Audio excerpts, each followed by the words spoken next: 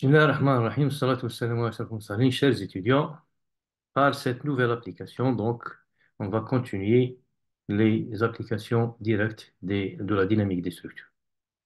On va rester toujours dans le mouvement forcé amorti dont la structure est soumise à une excitation harmonique.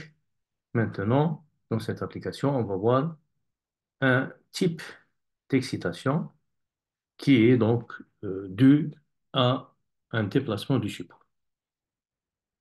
Donc, on va voir quel est l'effet de ce déplacement du support et quels sont les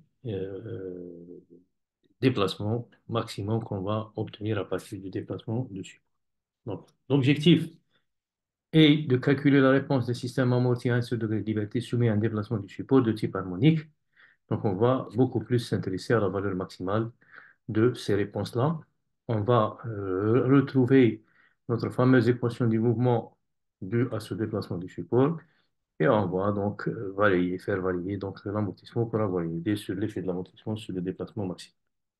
Donc, l'exemple qu'on va traiter est un portique simple à un niveau, à un étage, soumis à un déplacement du support de type xg est égal à xg0 sinus oméga t. Donc, c'est le support qui va bouger, il va se déplacer, et c'est lui qui va créer donc le mouvement vibratoire de notre portique, dont le degré de liberté qui nous intéresse, donc c'est la masse appliquée ici au sommet, et dont le déplacement donc, qui nous intéresse, c'est le déplacement horizontal de cette masse.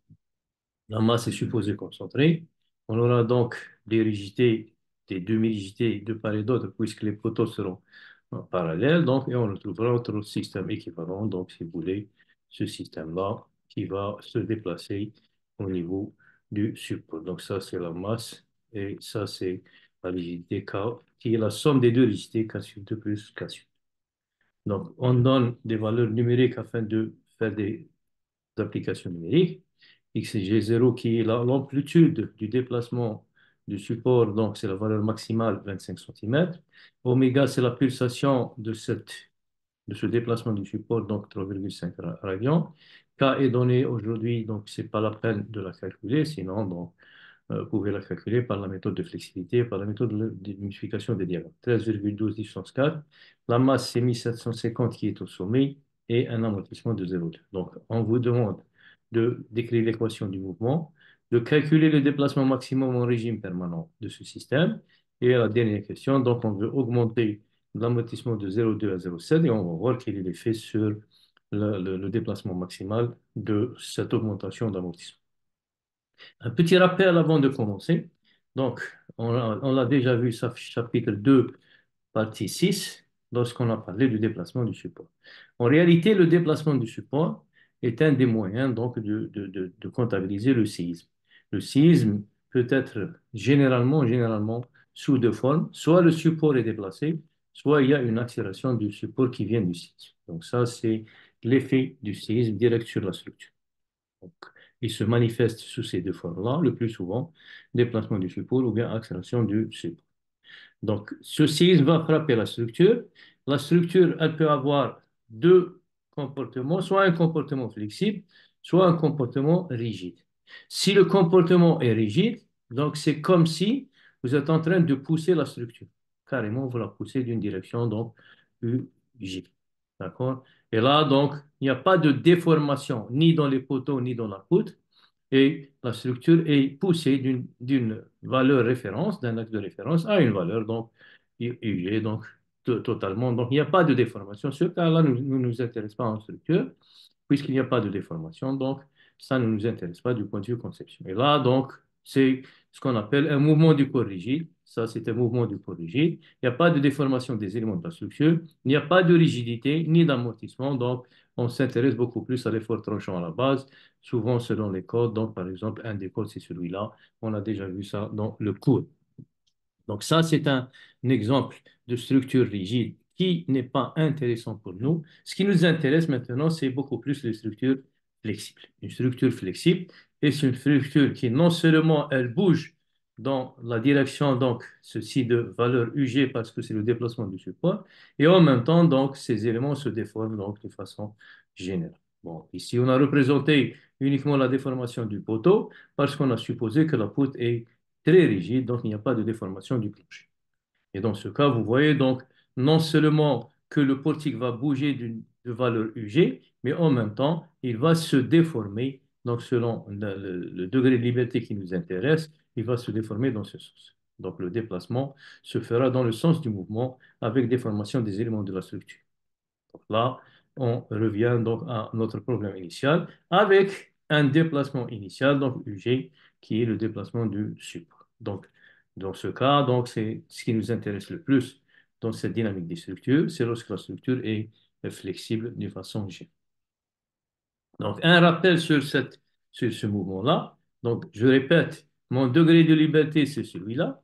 D'accord? Si la structure est flexible, donc elle va se déplacer de YG, donc qui est donc le déplacement du support. Donc, c'est un axe référentiel fixe, un repère fixe, qui va se déplacer carrément donc de XG. Et en même temps, donc, ma structure va se déformer, donc on aura une déformation du type X de T, donc ici, qui sera la même ici, parce qu'on a dit que le plancher est rigide.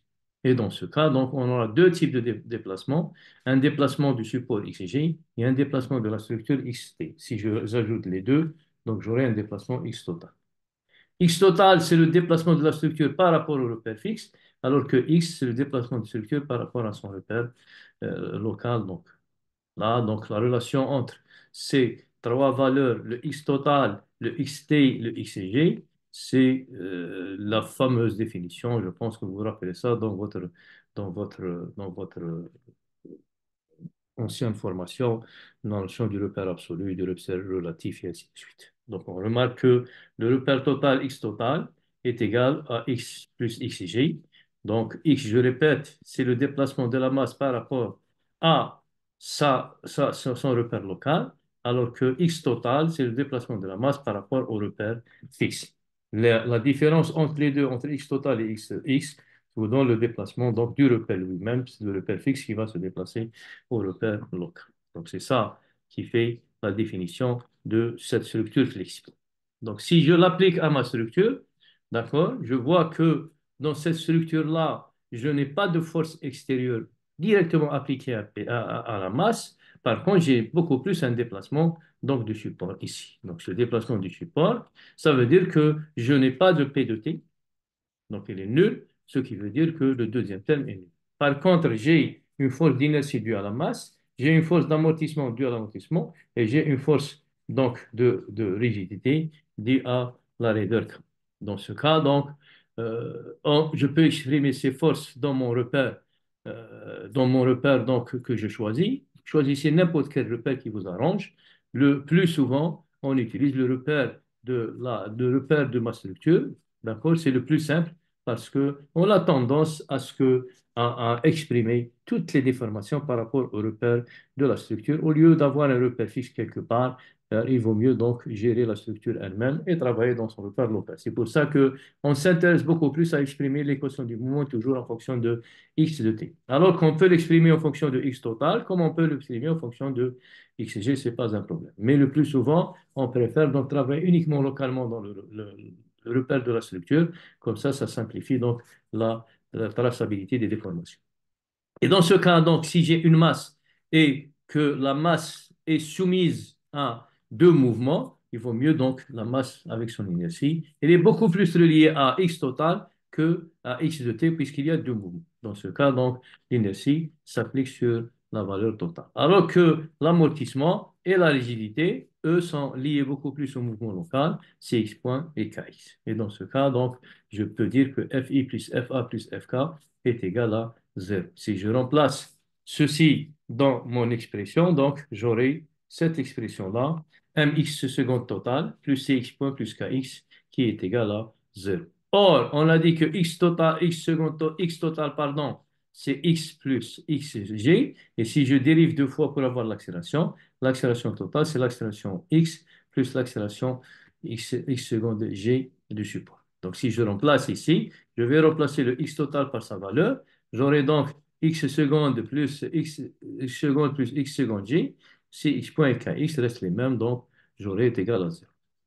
D'accord? Donc, j'aurai cette quantité multipliée par la masse, je la transforme de l'autre côté, et il me reste donc moins mx secondes plus cx point plus kx est égal à moins mx secondes j. Vous voyez donc, j'ai exprimé mon équation du mouvement par rapport à ma variable x de t, qui est le mouvement de la masse par rapport à son repère local.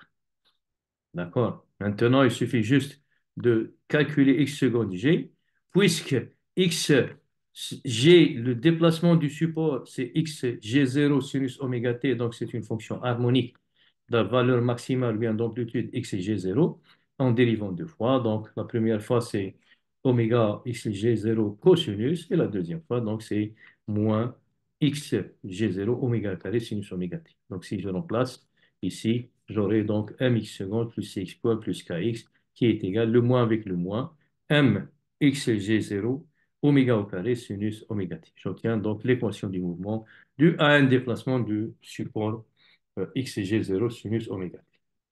Donc, cette équation-là, ça va me faciliter donc maintenant de la résoudre. Donc, c'est l'équation qu'on a obtenue. Si je veux calculer maintenant mon déplacement maximal comme demandé dans la question 2, on remarque que la fonction, l'équation obtenue est toujours une équation de type mx seconde plus cu point plus ku, pardon, ou bien x c'est la même chose, donc x ou u c'est la même chose, qui est égal à p0 sinus oméga dt. C'est-à-dire, j'aurai toujours un système à un seul degré de liberté amorti, soumis à une excitation de type harmonique, si je sais que P0 elle peut être égale donc à opposé donc à mxg0 oméga carré, c'est une constante. Donc vous voyez que si je pose P0 est égal à cette quantité-là, je retrouve mon équation d'un système à un seul degré de liberté amorti, soumis à une excitation harmonique de type sinus.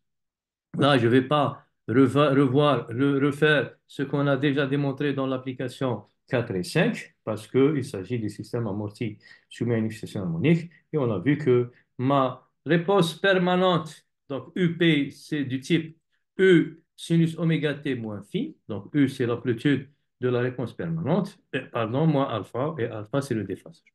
Là, je cherche le U max de UP. U max de UP, c'est cette valeur-là, puisque c'est une fonction sinus. Et on a démontré que ce Umax, par exemple, par la représentation vectorielle qu'on a l'habitude de la faire, on a démontré que U est égal à K, pardon, P0 sur racine de K moins M oméga au carré plus C oméga au carré, avec étangente alpha, donc, qui est égal à C oméga sur K moins M oméga carré. Donc là, la même chose, on a sorti P0 sur K en facteur et on a montré que le Umax, c'était U statique multiplié par un coefficient puisque P0 sur K, c'est U statique, multiplié par un coefficient qu'on a appelé le coefficient d'amplification dynamique D, concernant les systèmes amortis soumis à une excitation harmonique. Donc là, c'est ce que j'ai dit, comme j'ai dit, on a l'habitude de le faire pour l'application 4 et 5. Donc maintenant, pour revenir à mon problème là, je vais calculer petit r, d'accord, qui est égal à oméga sur oméga 0. Comme j'ai K et M qui sont donnés, donc je peux calculer racine de K sur M, c'est 8,658 radians par seconde. Avec M, c'est 1750 et K qui est égal à 13,12 puissance 4, le tout c'est en système international, donc newton mètre kilomètre. Ça me donne oméga 0. En la remplaçant dans R, ça me donne 0,404. Et si je remplace R et exceed par leur valeur, donc j'obtiens le D qui est égal à 1,113. Avec ce D-là, je sais que maintenant U max, c'est U statique, j'ai dit par D, comme U statique, c'est P0 sur K.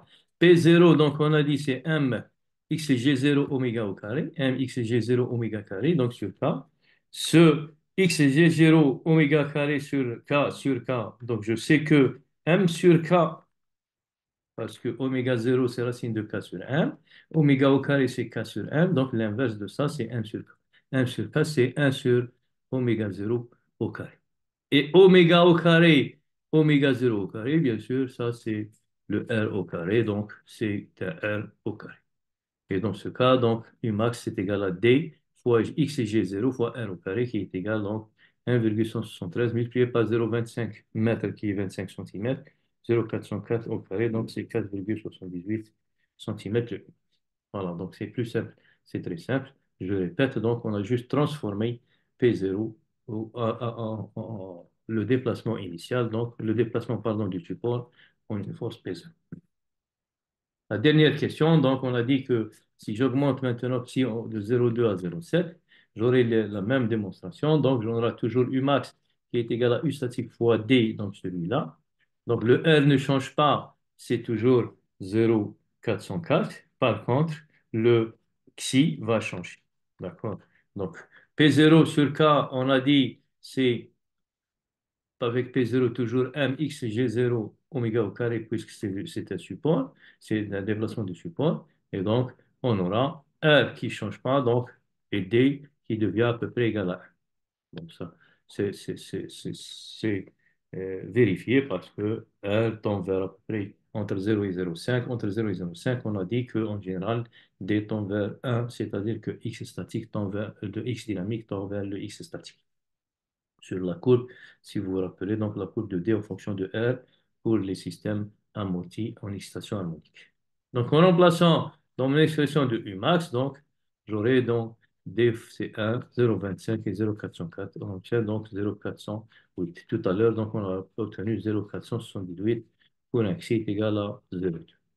Donc là, si je fais la différence des deux, donc avec un xi 0,2, on a obtenu 478. Xi est égal à 0,7, on avait 408. C'est une diminution de 14,75%. Est-ce que ça vaut la peine? Vraiment, donc pour diminuer de 14% et pour passer de 0,2 à 0,7, je pense que ça vaut pas la peine. C'est une grande variation de l'amortissement, donc nous a donné un gain de déplacement de 14,75. C'est très peu par rapport au grand investissement, équipement et moyens mis en œuvre sur l'amortissement. Donc là, il faut faire attention. On a déjà parlé de ça. C'est l'exemple donc 5. Mais je dis toujours que ces résultats sont valables uniquement pour R404. R est égal à 0,404. Si maintenant vous changez R, ça va être sûrement autre chose. Donc là, vous faites attention à ce que si vous allez donc investir sur votre amortissement pour diminuer la réponse dynamique totale. Il faut faire attention que, en général, c'est des compromis qu'il faut faire entre ce que vous voulez gagner et ce que vous voulez perdre par rapport à votre truc. Voilà, donc, euh, je termine cette application. J'ai dit l'objectif de cette application est de savoir transformer un déplacement du support en une force équivalente dynamique appliquée au sommet au degré de liberté de la structure. Donc, c'est ça l'idée. Donc, on a essayé de transformer un déplacement du support, celui qui a provoqué le mouvement vibratoire, on le transforme. Donc, s'il y a un déplacement du support, on le transforme en force équivalente, donc appliquée directement sur le degré de liberté de la structure. Voilà, donc je vous remercie. Ceci termine l'application 6. Je vous reverrai donc dans la prochaine application concernant la dynamique des structures ou bien les applications de la dynamique des structures. Je vous remercie.